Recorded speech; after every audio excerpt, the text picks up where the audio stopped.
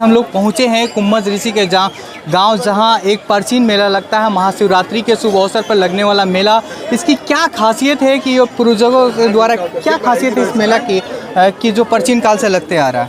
पहले तो मैं इस श्री कृष्णा चैनल के माध्यम से जो भी चैनल को देखने वाले हैं, मैं उनको हार्दिक तहे दिल से शुक्रिया अदा करता हूं। और आपने पूछा इस मेले की खासियत क्या है, तो इस मेले की खासियत यह है कि यह जो शंकर भगवान के हमारे यहाँ मंदिर है, इस मंदिर का कोई बता ही नहीं सकता है कि ये कब का मंदिर है। इसका इतिहास में आप जाइएगा रामायण में तो 47वां गुटका में आप देखिएगा कि उसमें उल्लेख किया गया है, एक बार त्रेता युग माही शंभु गए कुंभज ऋषि पाही जग जननी जग तारण भवानी। ये जो हमारा कुंभज ऋषि पहले यहाँ रहते थे और कुंभज ऋषि यहाँ पूजा पाठ करते थे। ये रामायण की बात है। यहाँ राम जी की कथा सुनने के लिए शंकर भगवान आए थे। उसी समय से कुंभज ऋषि राम जी की कथा कहते थे, उसी समय से ये मंदिर है। लेकिन इसका इतिहास हमको मालूम नहीं है, ना पूरे गांव भर के लोगों को मालूम है। जी, शिवलिंग कहा जाता है कि आपरूपी शिवलिंग है, खुदाई में मिला हुआ है, इसकी कहाँ तक सत्यता है? इसकी सत्यता अब पूर्वजों जानते हैं। हम लोग को तो इतना सब बता कर गए हैं कि ये खुदाई में मिला था और यहाँ मंदिर का निर्माण किया गया। लेकिन मंदिर का निर्माण कब हुआ इसका हमें कोई पता नहीं।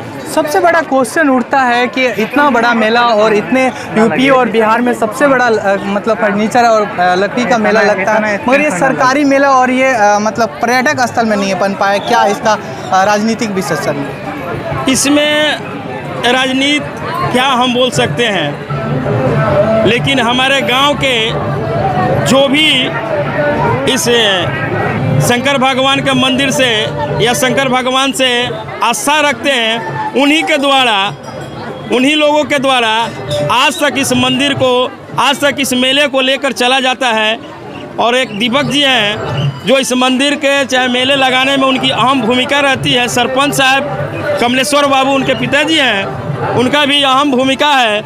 और उन्होंने शंकर जी के नाम पर, शंकर जी के नाम पर उनके पूर्वजों ने ज़मीन भी दान किए हैं, जो कि आज पुजारी जी लोग उस ज़मीन से जोताई बुआई कर कर अपना जीव का जीव चलाते हैं।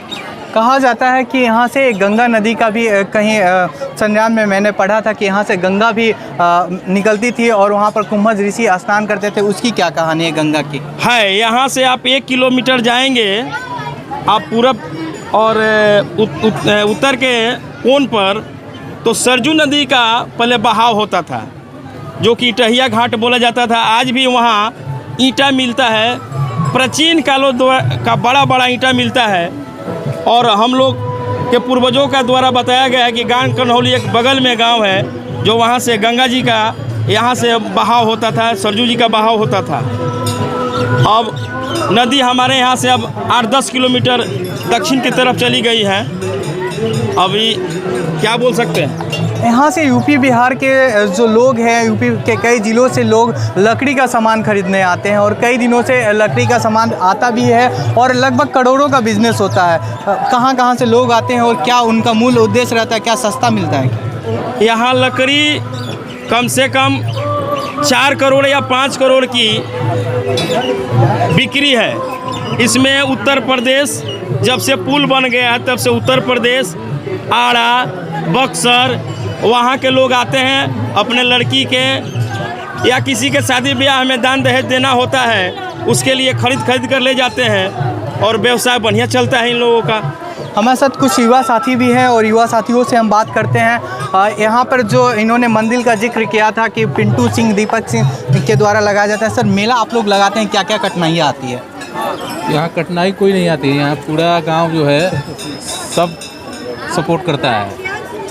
आपके पूर्वजों के द्वारा ये लगाया जाता है, इसका इतिहास कुछ मालूम है आपको? इसके बारे में हम कुछ नहीं बता सकते। और हमारे साथ एक युवा है, इस मेले को लेकर आप लोग बाहर से एक्साइटेड कितना रहते हैं? कब आए मेला, इसके लिए क्या? बहुत एक्साइटेड रहते हैं, उल्लास रहता है कि दिल में कि हाँ मेला है हमारे यहाँ आए।